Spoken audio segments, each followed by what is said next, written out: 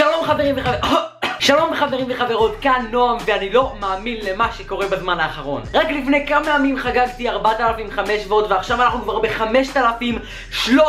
בימים האחרונים עלו לנו יותר מ-500 רשומים. אני רוצה באמת להגיד לכם תודה רבה. זה ממש לא מובן מאליו, אני פשוט עשה בימונים כל כך מהר. כל הרשומים החדשים, תודה רבה לכם, תודה רבה שאתם נרשמים לערוץ וגם לרשומים הישנים שנמצאים איתי כל הדרך, תודה.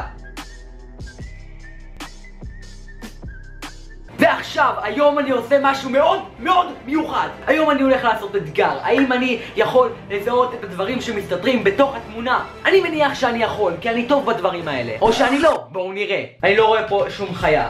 אתם רואים פה איזושהי חיה? יש פה או צפרדע, או צב, או קרפדה. אני לא רואה פה שום חיה. אני פשוט רואה פה אבנים. אתם רואים פה איזושהי חיה? אני לא יודע. אני מפספס פה משהו. אני עד כדי כך גרוע. כמה מהר תזהו את הפנים בנעלים? אני לא רואה פה שום פנים. אני לא רואה פה שום דבר, אני ממשיך לעבור. הייתי בטוח שאני אהיה טוב בזה. אני ממש גרוע בזה. אני עדיין לא רואה כלום. אני אתן לעצמי עוד 10 שניות ואז אני מוותר.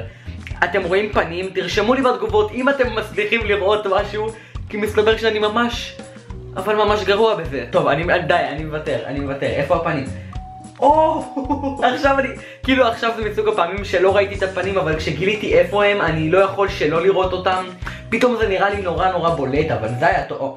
מה קפה? מה קשור טוויטר? כמה מהר אתם יכולים למצוא את הנחש שמתחבא בין הג'ירפות? זה כל כך קשה. אני רואה פה ג'ירפה. אין לי כוח, אני מוותר. אוקיי.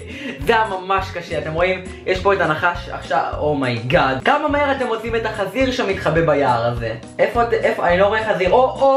מצאתי את החזיר. מצאתי אותו. הנה אני רואה אותו, אתם רואים? הוא פה. הוא מצד שמאל למטה, וצדקתי. איי.